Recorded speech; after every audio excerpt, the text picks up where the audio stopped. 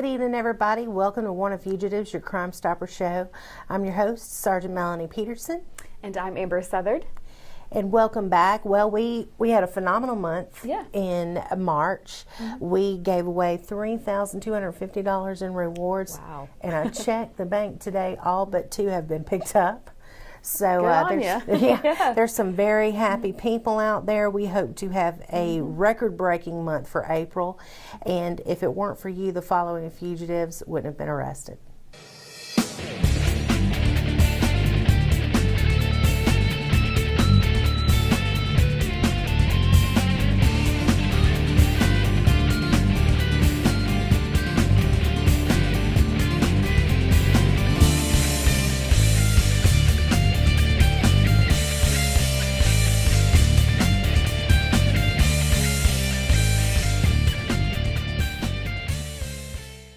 Welcome back, everybody.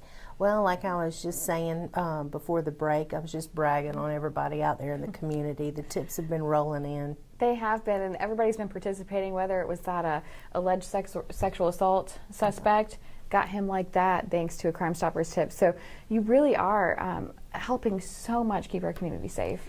It's just amazing. Yeah, this program works. People, I can't say it enough. The proof is in the rewards. For those of you out there that have never participated with Crime Stoppers, we're going to tell you the 3 easiest ways to do so.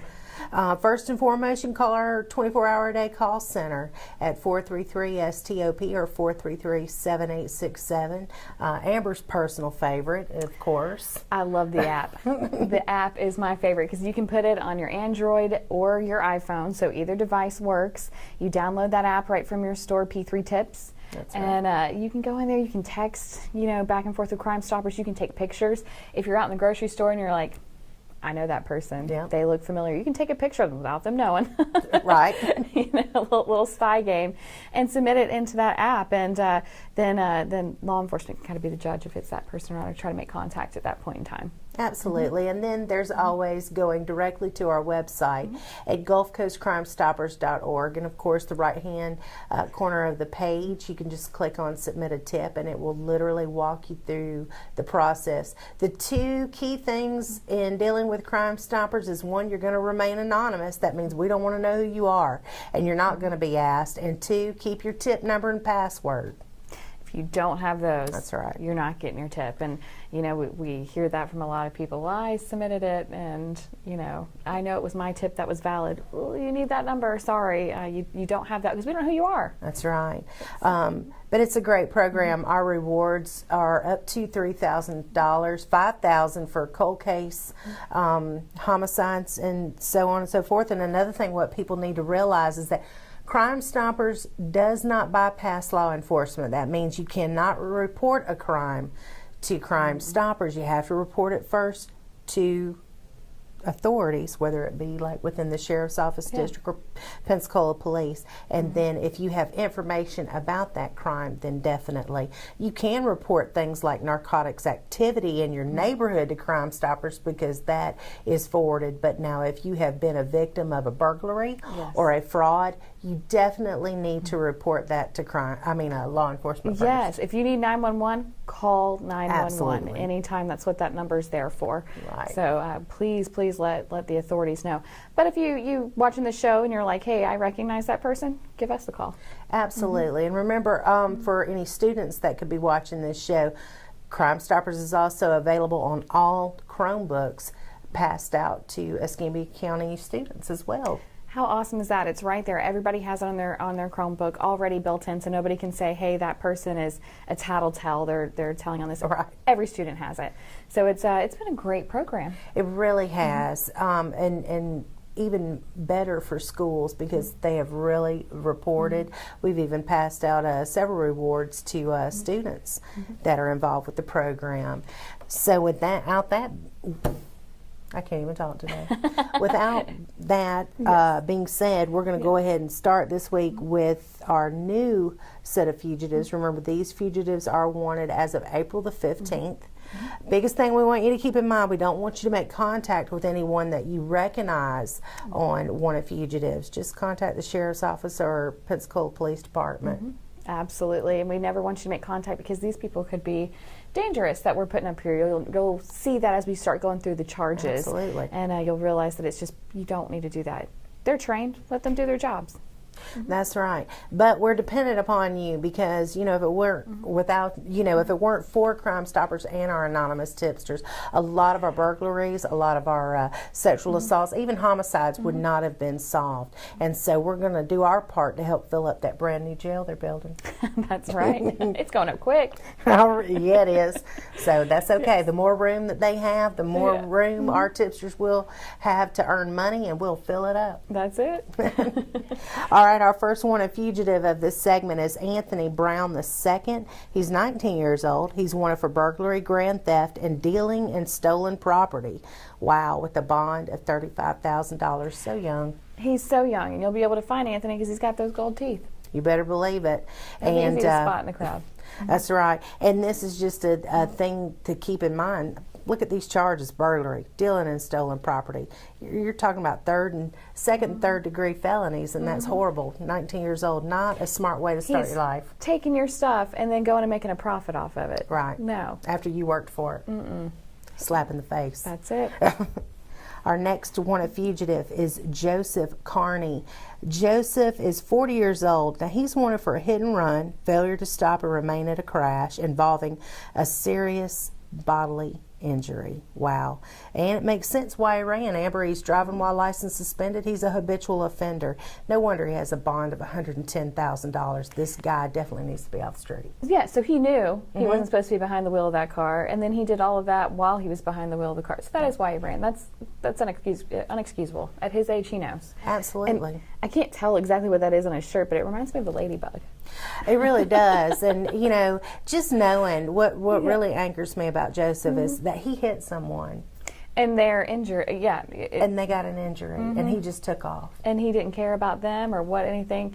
I've been in a personal incident like that where I was hit by a drunk driver who left the scene and just left us there on the side of the road, two women, just, to fend on our own. I know how that feels. It's a horrible feeling.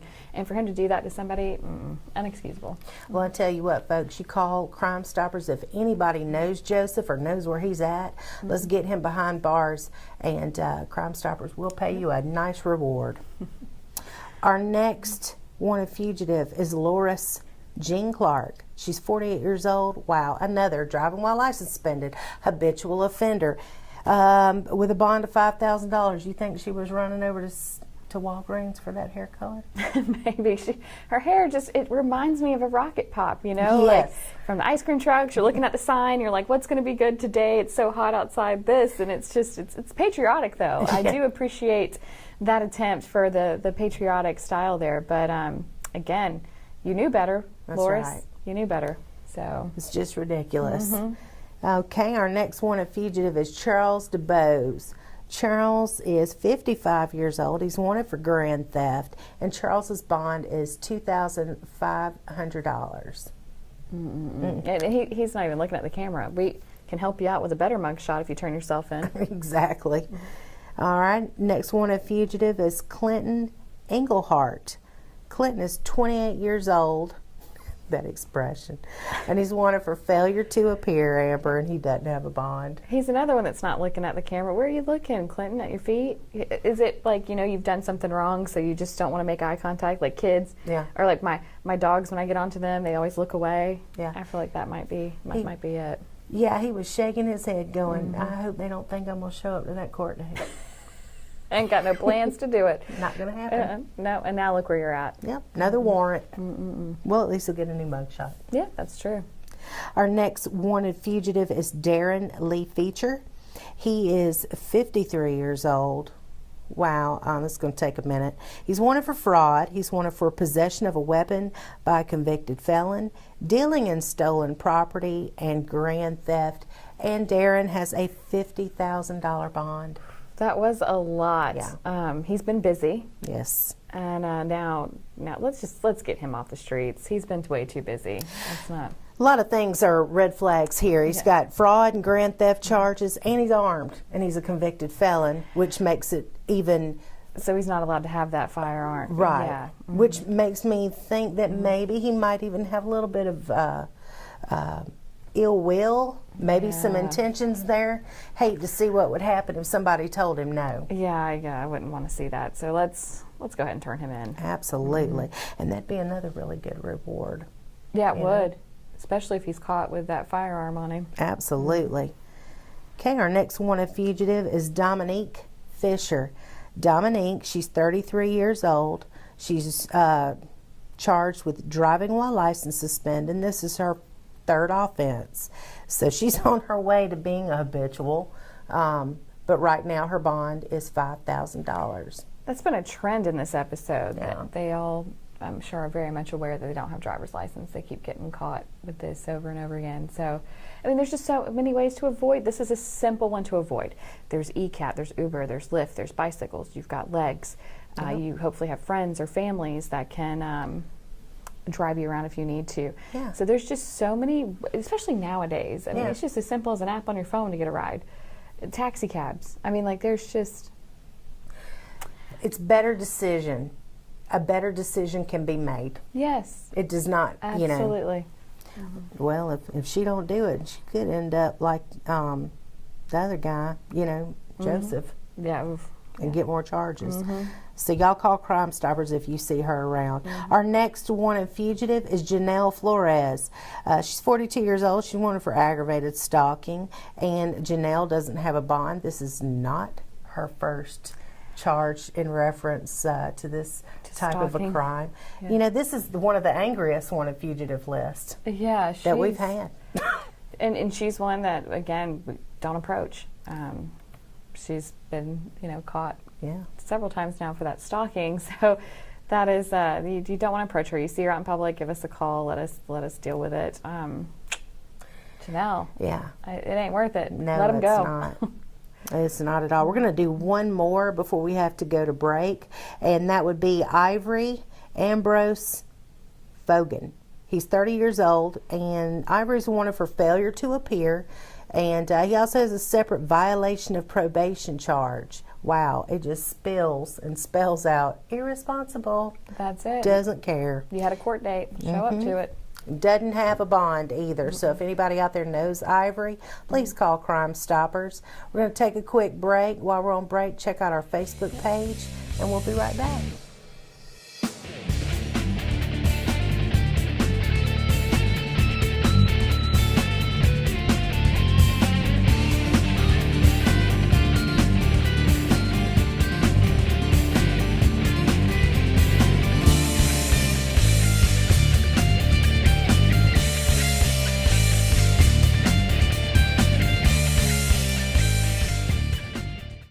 Welcome back, everybody. Well, I guess we'll just pick up. We've only got a few more left on this list, and then it's your turn to spread some more That's it. good, bad news. How would we say that? Well, spread some knowledge. There you go. There we go. I like that one Yeah. so much better. Yeah. Politically correct. Okay, our next wanted fugitive is Jacob George. Jacob is wanted for possession of a controlled substance without a prescription, and he has a bond of $4,500. So he knew it's not his medication. What are you doing with it, Jacob? You shouldn't have had it in the first place. That's right. You know better. So here you are. I mean, it On is what our it is. show, yeah. You need to do the right thing and turn yourself in. Absolutely. Our next wanted fugitive is Yolanda Denise Harvey. She's 36 years old. Wow, weapon offense. So that can't be good.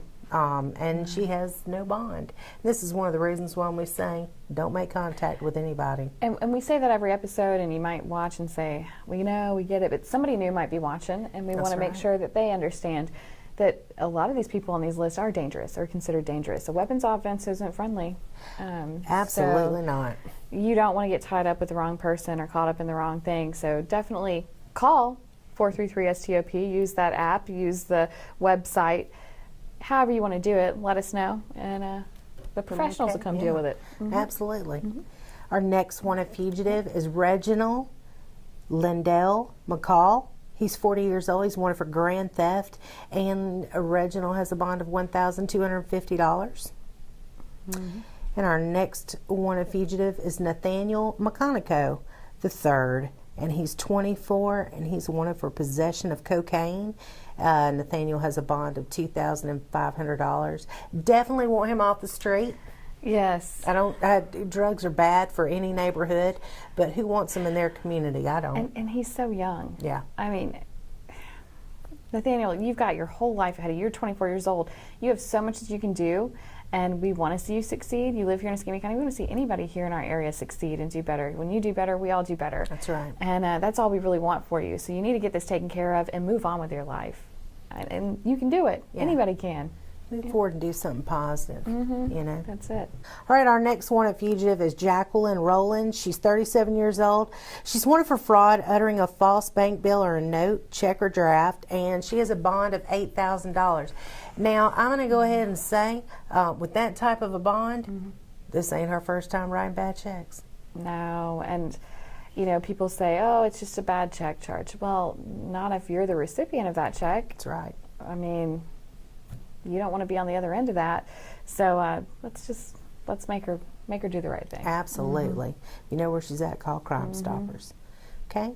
Our next wanted fugitive and final one for this segment is Gina Williams. Gina has been on this show many times. I thought so. I was about to say, Gina looks familiar. Well, and she's 46 years old, and she's wanted for grand theft and passing forged or altered instruments, so she's passing bad checks as well, with a bond of $10,000. And this is one of the reasons why we need to get her off the street, too.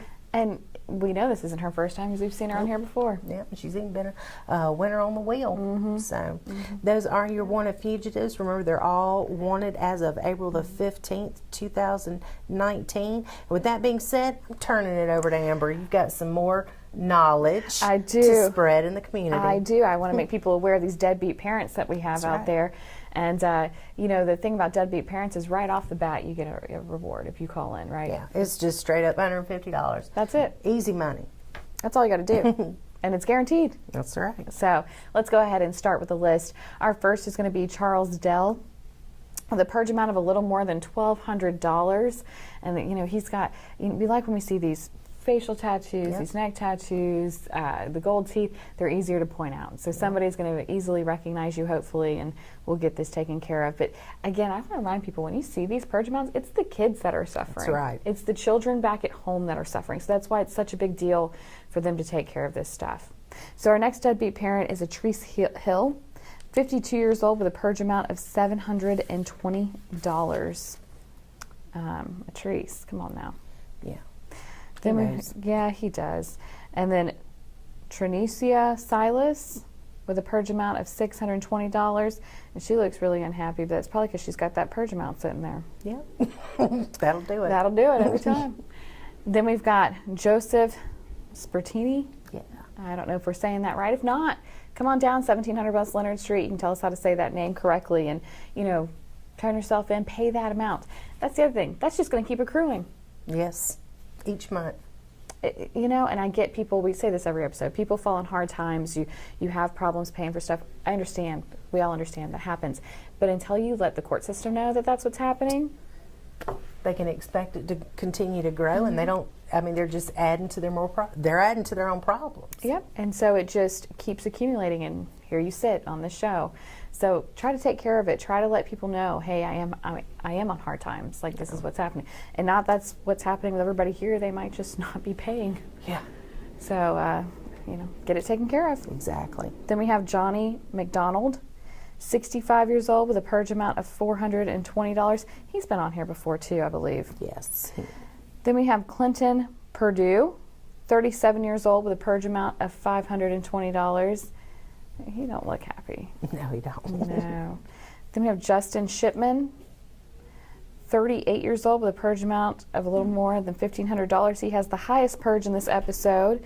He also has a failure to appear, DUI, and marijuana possession sitting over him. So if you can afford marijuana, then, and obviously to possess it, you had to have gotten it from somewhere, and you can afford to go out and drink and drive, you're not going to be able to afford it much longer. Them DUIs are expensive. they are so, you don't want that. No, that's, again, taxi, Uber, Lyft, friends, call somebody.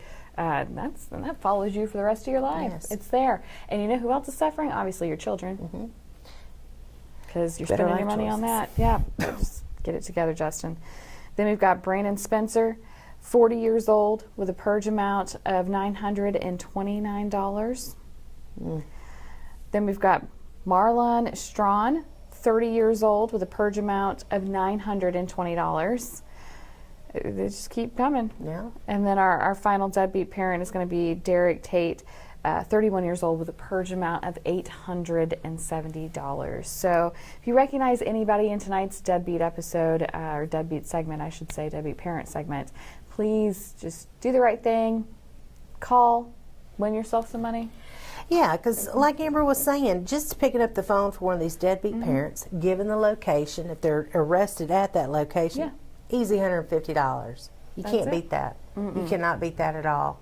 And we've got some stuff coming up, some events. We do. We've got a few events that are on the way and coming up. We always have events going on at the Sheriff's Office, which is great. We've got National Prescription Drug Take-Back Day. That's going to be Saturday, April 27th from 10 a.m. to 2 p.m. at the Walgreens across the county. So go ahead and visit our Facebook page. You can see which Walgreens those are going to be at. It's such a great program. It is. You know, a lot of people, you have these prescription pills that might have been, you know, or prescribed to you. That's the word I was looking for. And you don't need them anymore. What do I do with this? I don't know. Don't flush them. Never flush them. Ever. Or, unfortunately, you might have had someone in your family pass away and you're cleaning out grandma's medicine cabinet or grandpa's medicine cabinet or whoever, and you see all these medications and it's like, well, what now? What do I do with this? Perfect opportunity. And you know what? Most of the time, Walgreens already has a station set up. We have one in our lobby. So all year round, you can come by the lobby if you miss this day to get your prescription pills taken care of the right way. And no questions are asked. But you never, ever want to flush that medication. People do not realize that's basically contaminating our water supply. It goes right into our water system. I don't want to be drinking that. I'm sure you don't either. Like, ugh. We have another event coming up, our Neighborhood Watch Academy. That's going to be May 21st. You can register online for that at EscambiaSO.com. The cool thing about Neighborhood Watch Academy is maybe you're thinking about starting a neighborhood watch, or maybe you just want more information about it. And that's what people come. They want to hear other neighborhood watches and what's working for them, and is that something feasible I can do in my neighborhood? And a lot of people think it's like, you know, Barney Fife going around, you know, with a whistle in your neighborhood and writing citations. It's not That's like old that. school. It's not like that anymore. And so we encourage you to come and find out what it is like nowadays and how you can help your neighborhood, how you can help your community. And a lot of people are doing it through social media, which is really cool. They use these Facebook pages and they've got their neighborhood groups. What we do like to warn with that, as amazing as that is, and you can keep up to date with real time with what's going on in your neighborhood without taking time out of your day for these meetings per se.